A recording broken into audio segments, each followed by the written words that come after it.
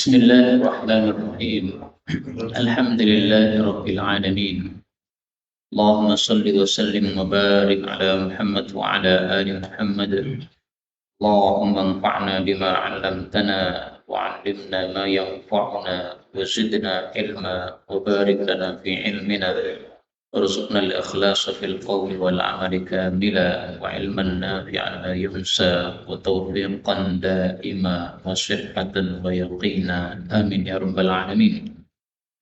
Alhamdulillah kaum muslimin rahimakumullah. Kita lanjutkan pengajian tafsir Al-Quran satu hari satu halaman. Kita sudah sampai halaman 555 surah Al-Munafiqun ayat 5 sampai 11 insyaallah taala. أعوذ بالله السميع العليم من الشيطان الرجيم من همزه ونفخه ونفثه. وإذا قيل لهم تعالوا يستغفر لكم رسول الله لووا رؤوسهم ورأيتهم يصدون وهم مستكبرون سواء عليهم أستغفرت لهم أم لم تستغفر لهم لن يغفر الله لهم إن الله لا يهدي القوم الفاسقين. هم الذين يقولون لا تنفقوا على من عند رسول الله حتى ينفضوا ولله خزائن السماوات والأرض ولكن المنافقين لا يفقهون. يقولون لئن رجعنا إلى المدينة ليخرجن الأعز منها الأذل ولله العزة ولرسوله وللمؤمنين ولكن المنافقين لا يعلمون. يا أيها الذين آمنوا لا تلهكم أموالكم ولا أولادكم عن ذكر الله ومن يفعل ذلك فأولئك هم الخاسرون.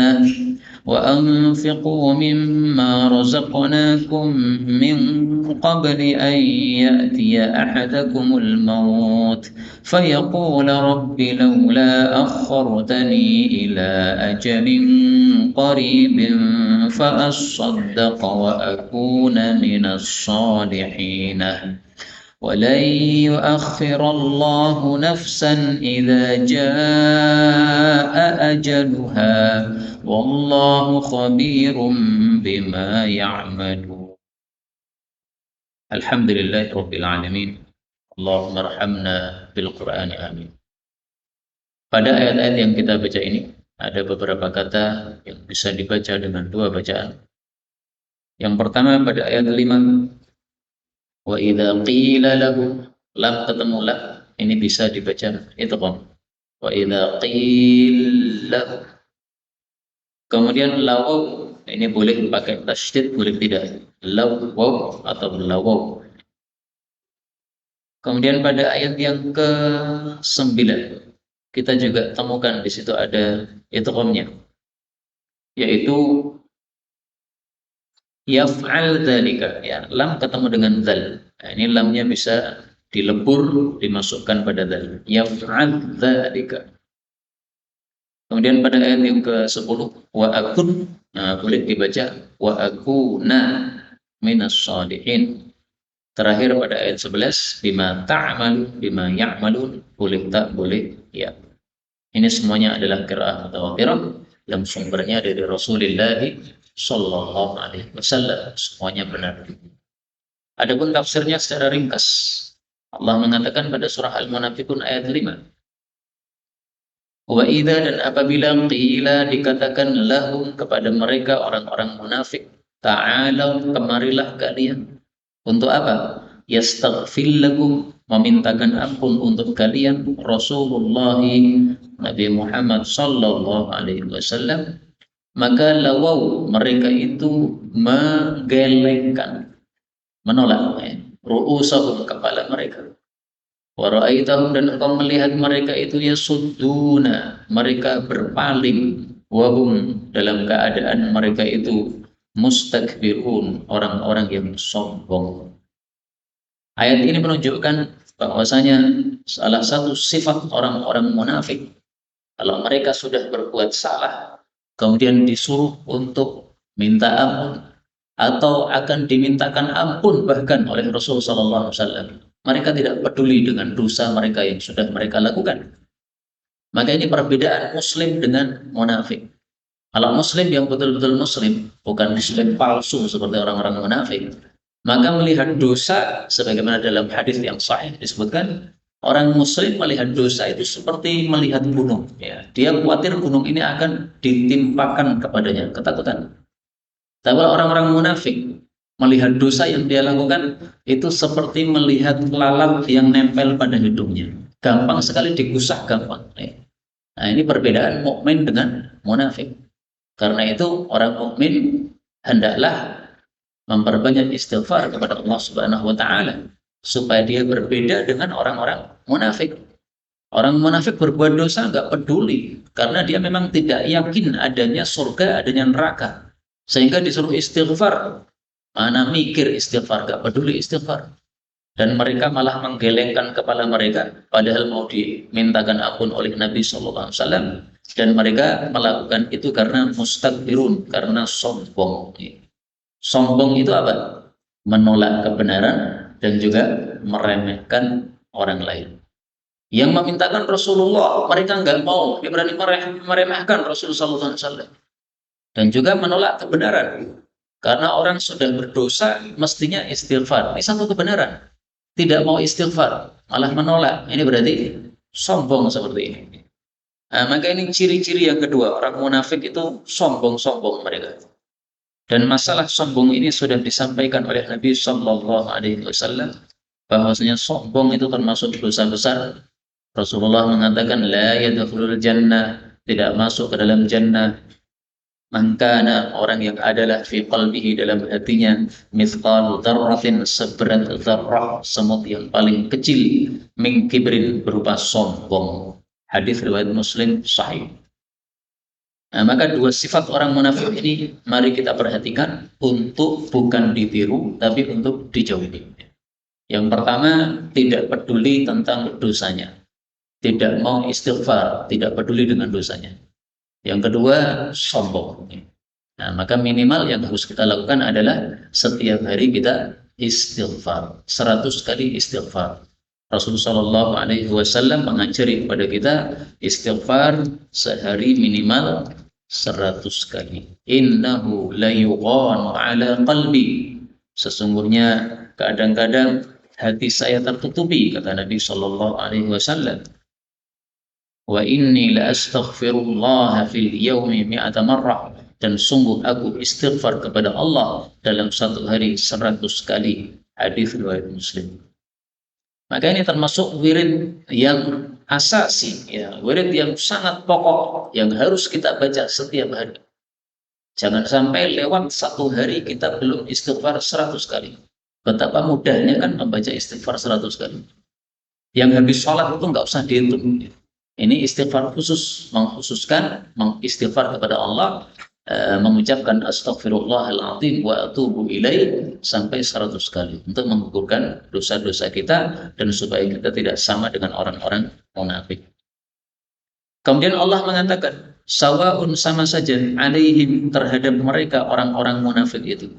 Astaghfarta, apakah engkau itu memintakan ampun wahai Nabi, lahum, kepada mereka, am ataukah lam tastaghfir lahum, engkau tidak memintakan ampun untuk mereka. Sama apanya? Samanya adalah la yaghfirallahu, Allah tidak akan memberikan ampun lahum, kepada mereka. Innallaha, sesungguhnya Allah, la yahdi, tidak akan memberikan hidayah, al-qaum al-fasikin, kepada kaum yang fasik, termasuk diantaranya adalah orang-orang munafik. Ayat ini menunjukkan dua hal. Pertama, orang munafik tidak akan diampuni Allah.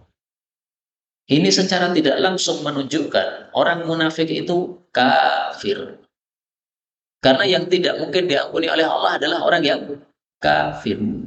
Orang yang mati kafir itu yang tidak mungkin diampuni oleh Allah. Selain itu masih ada diampuni oleh Allah, masih bisa. Dalilnya dalam Al-Quran. Innallaha la yaghfiru an yushraka bihi. Dua kali ini Allah sebutkan. Surat An-Nisa ayat 48 sama surat An-Nisa ayat 116. Sesungguhnya Allah tidak mengampuni bahwa disekutukan terhadap Allah. Maksudnya kalau ada orang mati dalam keadaan masih kafir atau masih syirik, ini nggak akan diampuni oleh Allah. Tapi kalau matinya tidak mensekutukan Allah, meskipun dia minum minuman keras, meskipun dia zina, meskipun dia maling. Jadi maling kemudian konangan, ketahuan, akhirnya dipukuli orang sampai mati. Tapi dia tidak kafir, tidak musyrik. Itu masih ada kemungkinan diampuni oleh Allah berdasarkan ayat ini. Nah, di sini Allah mengatakan, lan tidak akan Allah ampuni kepada orang-orang munafik. Berarti mereka adalah orang-orang kafir. Dan ini kita sebut kita dapatkan dalam ayat yang lain yang menyebutkan lebih jelas lagi. Mari saya tampilkan ayatnya yang lebih jelas daripada ini, yaitu surat At-Taubah ayat 80.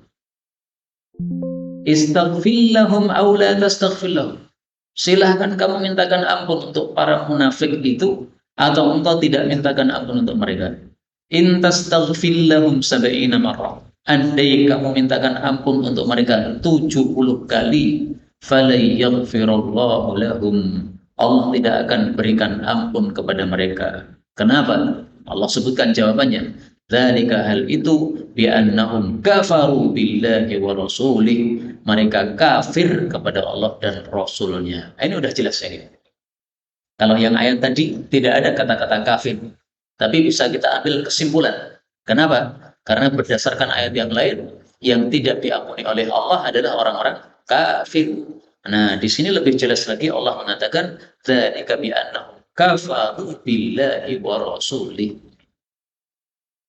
Karena itu, untuk membaca ayat-ayat Quran supaya kita lebih paham apa maksudnya, itu paling enak memang dibaca semuanya. Dari Al-Fatihah sampai An-Nas semuanya dibaca. Maka saya nggak cocok orang-orang yang bacanya seumur hidup Yasin Waqiah, Ro'wai. Yang lain-lainnya nggak pernah dibaca, nggak cocok saya. Kalau malam Jumat mesti rutin deh, Yasin Waqiah. Ya bukan berarti Yasin Waqiah itu jelek, bukan. Nah ini Qur'annya itu 114 surat. Kenapa yang dibaca cuma 2 saja? Semuanya dibaca supaya kita paham. Nah, ternyata di sini kita temukan contohnya ya. Ini dalil menafsirkan ayat Quran dengan ayat Quran yang lain. Nah, di sini meskipun Allah mengatakan sama saja kamu mintakan ampun untuk mereka atau kamu tidak mintakan ampun untuk mereka, itu bukan berarti Nabi disuruh milih. Silahkan kamu pilih, boleh mintakan ampun, boleh juga tidak. Bukan begitu maksudnya. Ya. Tapi maksudnya larangan untuk memintakan ampun kepada mereka apabila mereka sudah mati. Karena orang-orang yang kafir, matinya dalam kondisi kafir, tidak boleh lagi kita untuk memintakan ampun kepada mereka. Adapun kalau mereka masih hidup, diajak minta ampun, kemudian didoakan supaya mereka diampuni oleh Allah, nggak ada masalah. Kalau betul-betul mereka mau tobat, ya bisa diampuni oleh Allah Subhanahu wa Ta'ala. Tapi kalau sudah mati, sudah nggak boleh.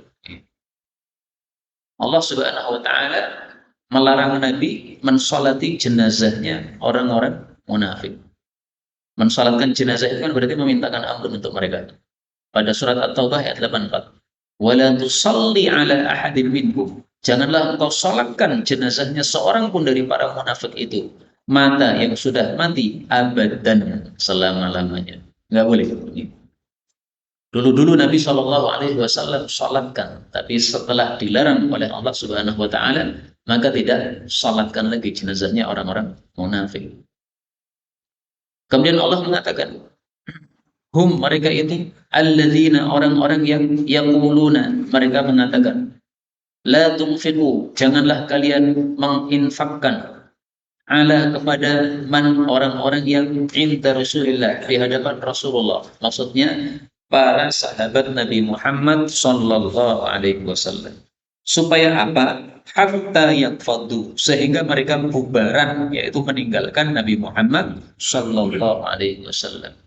Maka Allah jawab, walillah, dan hanya milik Allah khazainu, gudang-gudang atau kekayaan-kekayaan as-samawati, langit-langit, wal ardi, dan bumi. Walakinnal munafiqin, akan tetapi orang-orang munafik itu la yafqahun, mereka tidak paham.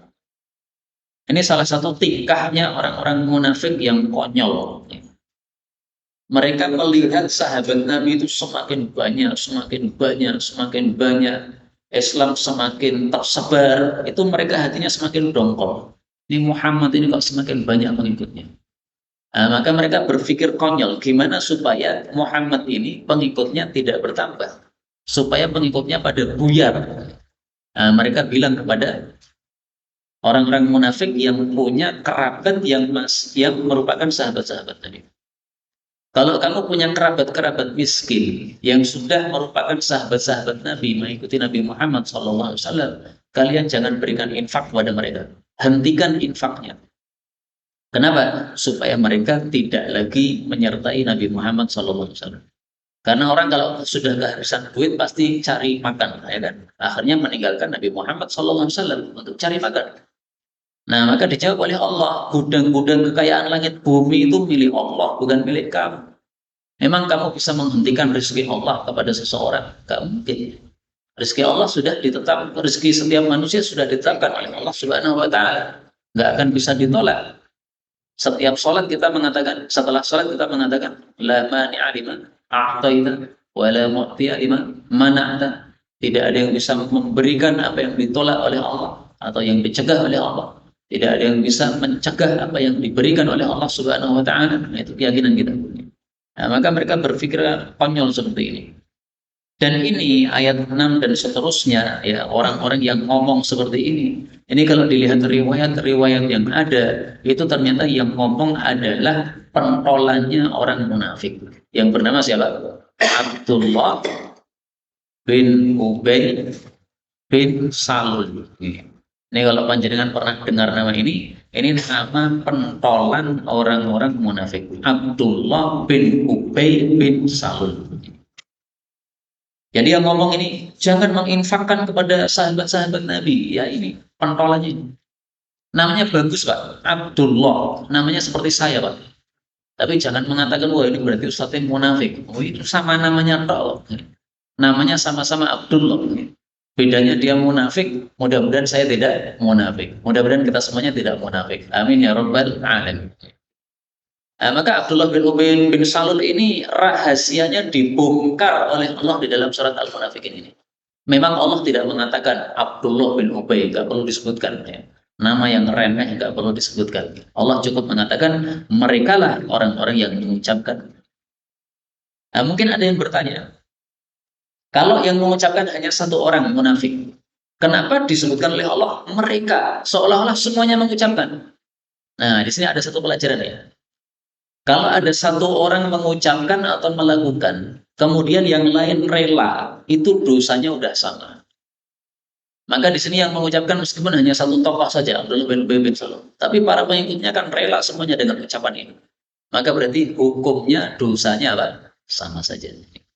Saya tampilkan dalilnya yang menunjukkan hal itu.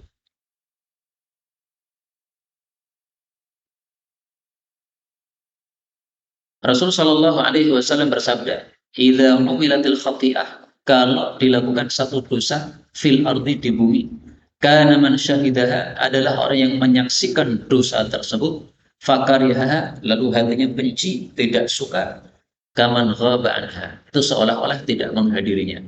Wa man ghaba anha, tetapi orang yang tidak menghadirinya, faradiyaha, tapi hatinya kemudian ridho, setuju, cocok, ya. Kana kaman syahidaha, maka dia seperti orang yang menghadiri atau mengikuti perbuatan dosa tersebut." Ini hadis riwayat Abu Dawud sahih. Karena itu ya kita tidak boleh rela terhadap kezaliman yang dilakukan oleh kaum orang-orang yang punya kekuasaan terhadap kaum muslimin.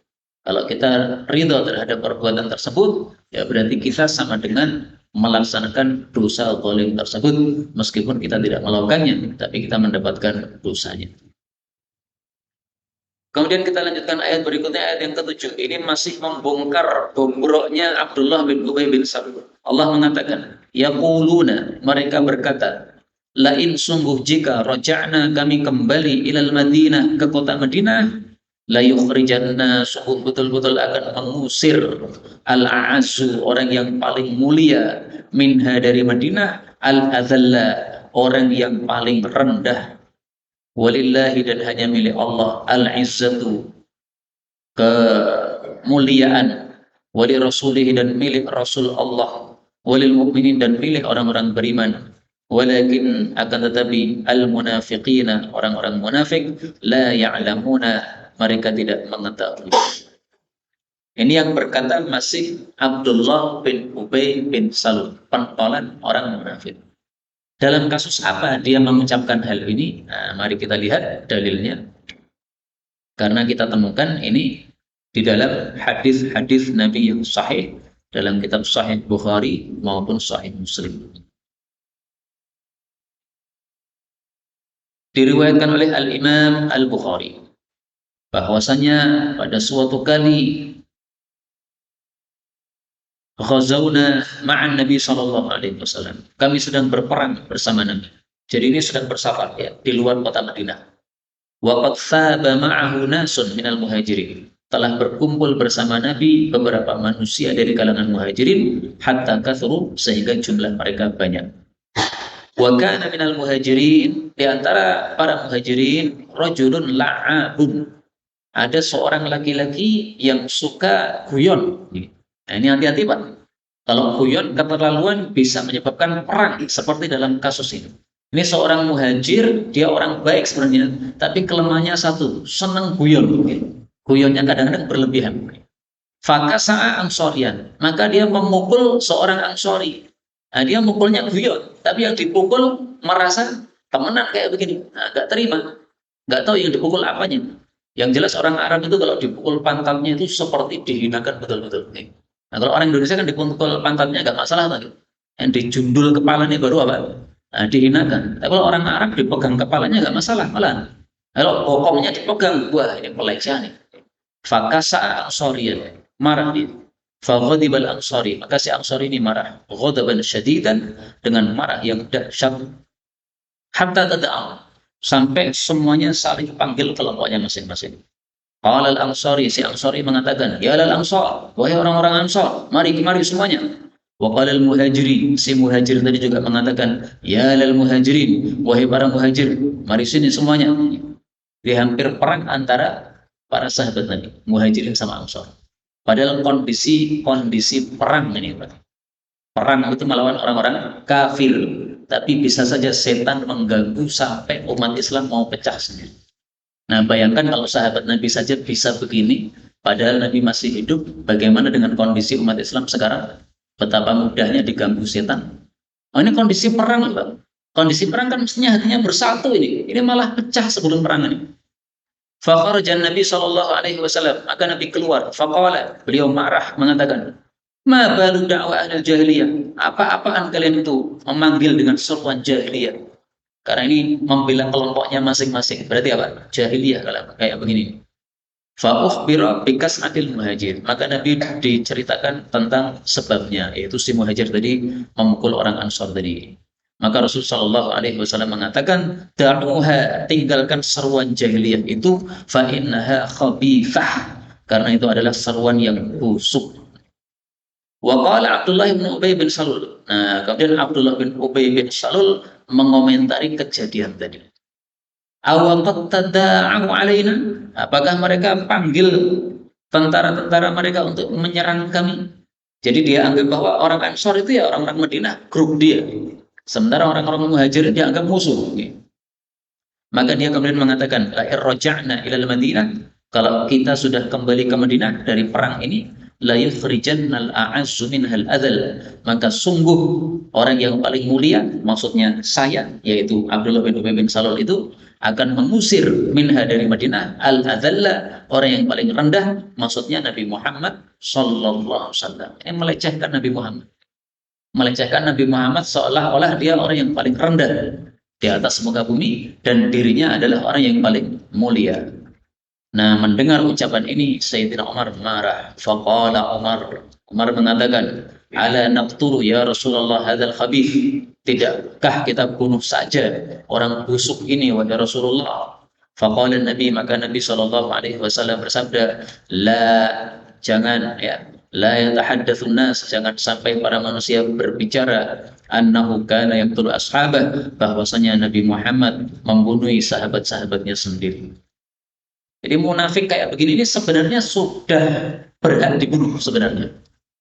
Kenapa? Karena melecehkan Rasulullah itu sudah menjadi kafir. Melecehkan Allah, kafir. Melecehkan Rasulullah, kafir. Melecehkan Al-Quran atau ayat-ayat Allah, kafir. Tapi kenapa oleh Nabi kok dilarang untuk dibunuh? Karena Abdullah bin Ubay bin Salul ini bersama kaum muslimin, di dalam tubuh kaum muslimin. Sehingga non-muslim taunya Abdullah bin Salul, Ubay bin Salul ini sahabat Nabi. Mereka taunya ini orang Islam. Maka kalau oleh Nabi dibunuh, menyebabkan mereka salah paham. Oh, berarti Muhammad membunuh sahabat-sahabatnya. Akhirnya mereka tidak mau masuk Islam. Ini kasus kenapa Abdullah bin Ubay mengatakan la yukhrijannal a'azzu minhal adal, bahwasanya dia akan mengusir Nabi Muhammad sallallahu alaihi wasallam. Maka Allah jawab, kemuliaan itu hanya milik Allah, milik Rasulnya, milik orang-orang beriman, bukan milik orang-orang munafik. Orang munafik tidak punya kemuliaan sama sekali. Ayat ini tidak bertentangan dengan ayat yang mengatakan bahwasanya falillahil izzatu jami'a. Di dalam surat apa itu? Surat Fatir ayat 10. Man kana yuridul izzah, siapa yang menghendaki kemuliaan, falillahil izzatu jami'a, maka hanya milik Allah kemuliaan itu semuanya. Jadi hanya milik Allah atau milik Allah dan Rasulnya dan orang-orang beriman. Ini tidak bertentangan ayat ini. Karena sumber kemuliaan dari siapa? Dari Allah. Allah yang memiliki kemuliaan yang hakiki. Kemudian Allah berikan kemuliaan itu kepada Rasulnya. Allah berikan kemuliaan itu kepada orang-orang beriman. Kemudian Allah mengatakan, ya ayyuhalladzina amanu, wahai orang-orang yang beriman, la tulhikum, janganlah membikin lalai kalian, amwalukum, harta-harta kalian, wala, dan tidak pula auladukum, anak-anak kalian, an dzikrillah, dari zikir kepada Allah Subhanahu wa taala. Wa may yaf'al dzalik, dan barang siapa yang melakukan hal tersebut, yaitu lalai dari zikir, faulaika, maka mereka itu humul khasirun, mereka lah orang-orang yang rugi. Ayat ini menunjukkan dua hal. Yang pertama, larangan lalai dari zikir kepada Allah Subhanahu wa taala. Yang kedua, bahwasanya orang yang lalai dari zikir pasti akan rugi nanti di akhirat. Kaum muslimin rahimani wa rahimakumullah. Apa makna zikir? Zikir ini salah satu maknanya adalah mentaati Allah Subhanahu wa taala, itu zikir. Sebagaimana disebutkan oleh Sa'id bin Jubair, muridnya Ibnu Abbas, zikrullah ta'atuhu. Yang disebut zikir kepada Allah itu taat kepada Allah. Faman ata'allah fahuwa dzakirullah. Siapa yang taat kepada Allah berarti zikir kepada Allah. Wa man lam yuti'illaha falam yadhkurillaha wa in kana katsirat tasbih. Tapi kalau orang tidak taat kepada Allah, berarti belum zikir kepada Allah, meskipun dia banyak membaca tasbih. Contohnya apa? Ada orang nonton film porno misalnya, sambil nonton sambil mengucapkan subhanallah, mantap subhanallah, jos subhanallah. Itu zikir apa betul itu? Semua orang sepakat dia bukan apa? Zikir, tapi melecehkan zikir kayak gitu. Maka kalau kita melihat wanita yang bukan istri kita, menyingkapkan auratnya, jangan mengucapkan subhanallah, cantik banget, cocok nih. Jangan mengucapkan begitu. Itu bukan zikir itu. Mestinya yang diucapkan bukan subhanallah, tapi astagfirullah atau inna lillahi wa inna ilaihi raji'un. Nah, kadang-kadang wiridnya salah. Pengen wirid tapi subhanallah walhamdulillah wallahu akbar, orang cocok. Orang itu musibah kok subhanallah walhamdulillah. Alhamdulillah Allahu akbar itu nikmat, ini musibah bukan nikmat ini. Nah, maka kembali ke masalah ini. Yang disebut zikrullah itu hakikatnya adalah apa? Taat kepada Allah Subhanahu wa taala. Jadi maksudnya gimana? Jangan sampai gara-gara harta dan gara-gara anak menyebabkan tidak taat kepada Allah. Nah, maka contohnya banyak ini. Gara-gara harta akhirnya mencarinya tanpa aturan. Pengen kaya akhirnya pakai modal riba. Nah, itu kan berarti lalai dari taat kepada Allah Subhanahu wa taala. Apakah dengan sebab modal riba pasti kamu jadi kaya? Kan juga tidak. Rizki kan tidak berubah. Rizki sudah ditetapkan oleh Allah. Anggaplah ditetapkan 100, nggak akan jadi 1000 gara-gara modal riba, nggak bakal. Mari kita lihat dalilnya. Bahwasanya rizki itu sudah ditetapkan oleh Allah, nggak bakal berubah-ubah. Rasul Shallallahu Alaihi Wasallam bersabda, ini hadis sudah sering saya sampaikan mungkin. Riwayat Ibnu Majah, Rasul Shallallahu Alaihi Wasallam bersabda, "Ayyuhan nas, wahai para manusia, ittaqullah, takwalah kepada Allah, wa ajmilu fit talab." Perbaguslah dalam mencari rizki. Fa inna nafsan lan tamuta, suatu jiwa tidak akan mati hatta tastawfiya rizqaha, sampai dia mengambil sempurna rizki yang sudah ditetapkan oleh Allah. Wa in aqta'a anha, meskipun rezekinya lambat, fattaqullah, maka bertakwalah kepada Allah, wa ajmilu fit talab, perbaguslah dalam mencari rezeki, khudhu ma halla, ambil yang halal saja, wa da'u ma harum, tinggalkan yang haram. Jadi cara halal, cara haram, kalau rezekinya 100 tetap 100, nggak akan tambah, nggak akan kurang. Kalau kita pakai cara yang haram, berarti kita mendapat 100 tapi dosa. Kalau kita pakai cara yang halal, maka kita mendapat 100 dan kita mendapatkan pahala. Nah, pilih mana? Sama-sama hasilnya 100. Tapi yang satu dosa, yang satu pahala. Pilih mana? Dan yang dosa ini nggak akan berkah nantinya. Maka banyak orang yang kerja haram, duitnya banyak, tapi seperti nggak ada hasil. Selalu hilang belas, kesana kemari. Kenapa? Ya itu tadi, nggak berkah dari Allah Subhanahu wa Ta'ala. Maka di sini Allah ancam, siapa yang melakukan itu pasti mereka rugi. Hakikat rugi adalah rugi di akhirat. Kalau di dunia itu bukan hakikat.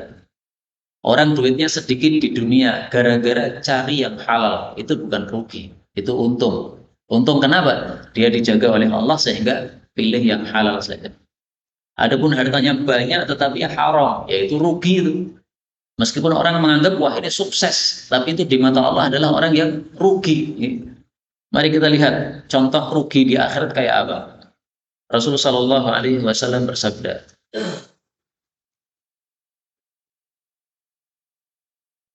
"Ma min sa'atin tamurru bi ibni Adam." Tidak ada suatu waktu yang melewati manusia, lam yadhkurillaha fiha, yang dia tidak zikir kepada Allah pada waktu tersebut, illa hasira 'alaiha, kecuali dia pasti akan menyesalinya yaumal qiyamah, pada hari kiamat. Hadis riwayat Ibnu Majah, Baihaqi dalam Syu'abul Iman, derajatnya hasan. Jadi akan merasa rugi kita kalau di dunia ini melewati satu waktu di mana kita tidak zikir kepada Allah Subhanahu wa taala. Maka semua orang pasti akan merasa rugi di akhirat. Kalau kafir rugi karena tidak pernah iman. Kalau muslim seperti kita merasa rugi karena apa? Tidak semua waktu digunakan untuk kebaikan. Nah, maka adanya kita kumpul seperti ini untuk saling menasihati. Karena kita ini orang-orang yang lemah. Imannya lemah, Islamnya lemah, keyakinannya kepada Allah lemah, zikirnya lemah. Nah, saling memberi nasihat. Semuanya lemah, baik yang bicara maupun yang mendengarkan. Semuanya lemah, semua kita lemah. Allah yang mengatakan, wa khuliqal insan dha'ifa. Manusia diciptakan dalam keadaan lemah. Nggak ada di antara kita yang kuat, nggak ada. Semuanya lemah. Maka perlu saling apa? Menasihati seperti ini.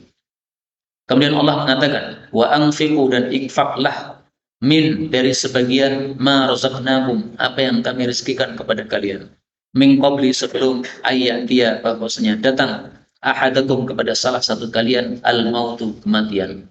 Fayaqula, lalu dia mengatakan, Rabbi, wahai Rabbku, laula, kenapakah tidak, akhartani, engkau mengundurkan saya, ila ajalin qaribin, kepada satu waktu yang dekat, fa'asaddaqa, lalu saya akan sedekah, wa akuna, dan saya akan menjadi minas shalihin, termasuk orang-orang yang saleh. Ayat ini menunjukkan dua hal. Yang pertama, perintah untuk infak. Kenapa kita diperintahkan untuk infak? Karena infak ini salah satu penyebab supaya kita nanti tidak rugi di akhirat. Sebagaimana sabda Nabi Shallallahu Alaihi Wasallam, "Kullu mri'in fi dhilli sadaqatihi yaumal qiyamah." Kullu mri'in, setiap orang itu fi dhilli sadaqatihi, akan berada di bawah naungan sedekahnya, hatta yuqda bainan nas, sampai diputuskan di antara para manusia di padang mahsyar. Diputuskan yang masuk jannah, yang masuk neraka, masuk neraka. Nah, selama di padang mahsyar itu kan sangat dekat sekali matahari di atas kepala kita, dan kita telanjang semuanya, sehingga semuanya bercucuran apa? Keringatnya masing-masing. Nah, yang tidak mendapatkan naungan dari Allah, keringatnya semakin banyak. Maka perlu kita naungan dari Allah Subhanahu wa taala. Nah, kalau tidak dapat naungan, rugi kita. Nah, salah satu sebab mendapatkan naungan adalah apa? Sedekah yang kita keluarkan. Nah, maka di sini pertama adalah kita disuruh untuk sedekah oleh Allah Subhanahu wa taala. Yang kedua, ayat ini menunjukkan, nah ini perhatikan perkataan Ibnu Katsir, okay. Ini sangat bagus sekali perkataan Ibnu Katsir. Beliau mengatakan, ayat ini menunjukkan kullu mufarritin yandamu indal ihtidar. Setiap orang yang teledor di dalam amal pasti akan menyesal pada waktu dia ihtidar, yaitu ketika sakaratul maut. Setiap yang teledor. Teledor apa? Teledor sedekah. Berarti akan menyesali kenapa tidak sedekah. Teledor dari sholat jamaah. Dia akan menyesali kenapa tidak sholat jamaah. Padahal rumahnya dekat masjid, telinganya mendengar adzan, kakinya bisa melangkah, tapi nggak mau ke masjid. Nyesal nanti pada waktu sakarat. Sekarang nggak nyesal sama sekali. Begitu sakaratul maut, menyesal. Kata Ibnu Katsir, kullu, setiap mufarrid, orang yang teledor atau orang yang meremehkan dalam suatu amal, amalan apapun. Maka beliau mengatakan, wa kullun bihasabi tafridihi. Setiap orang menyesali terhadap sesuai dengan teledornya masing-masing. Yang teledor sedekah, dia akan menyesali kenapa tidak sedekah. Yang teledor sholat tahajud, dia akan menyesali kenapa tidak sholat tahajud. Yang teledor tilawatul Quran akan menyesali kenapa tidak tilawatul Quran. Maka beliau sebutkan, adapun orang-orang kafir, nanti dia mengatakan, Rabbana akhirna ila ajalin qarib, tolong usia saya diundurkan lagi, nujib da'wataka wa nattabi'ir rusul, supaya kami mengijabahi seruanmu, supaya kami mengikuti para rasul-rasul yang kamu utus. Nah, kalau kita kan sudah mengijabahi perintah Allah iman, kita sudah mengikuti para rasul untuk iman, tapi kita masih teledor dalam perkara-perkara yang kita masih menyesali terhadap perkara-perkara yang kita teledor padanya. Na'udzubillahi min syarri dzalik.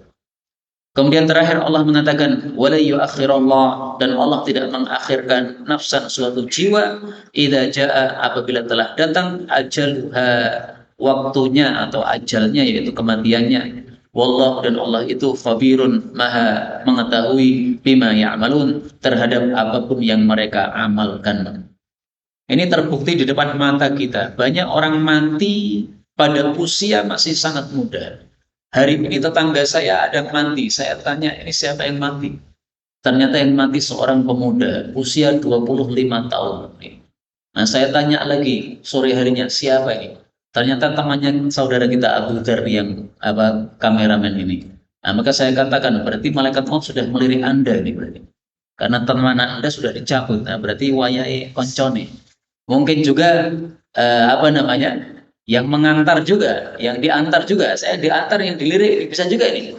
Nah, maka siap-siap, semua kita siap-siap bahwasanya kita akan mati, karena setiap orang yang sudah ditetapkan kematiannya oleh Allah tidak bakal diundurkan lagi.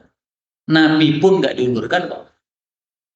Satu kasus saja yang diundurkan, Nabi Musa. Gara-gara Nabi Musa menjotos malaikat maut. Itu zaman dulu Pak. Karena malaikat maut zaman dulu itu kelihatan. Jadi kalau mau mencabut nyawa itu muncul dia. Sekarang mana ada malaikat maut muncul? Nggak ada. Nah, mungkin kasusnya tidak muncul malaikat maut gara-gara jotosnya malaikat Nabi Musa itu mungkin. Wallahu a'lam. Ala kulli hal, zaman sekarang tidak ada ceritanya sama sekali malaikat maut muncul dalam bentuk yang kita bisa melihatnya, kita bisa menjotosnya, menolaknya, nggak mungkin. Wala yu'akhirullah, Allah tidak akan mengakhirkan. Kita berdoa kepada Allah, mudah-mudahan semua kita kalau mati nanti mendapatkan husnul khatimah. Amin ya rabbal alamin. Walhamdulillahi rabbil alamin.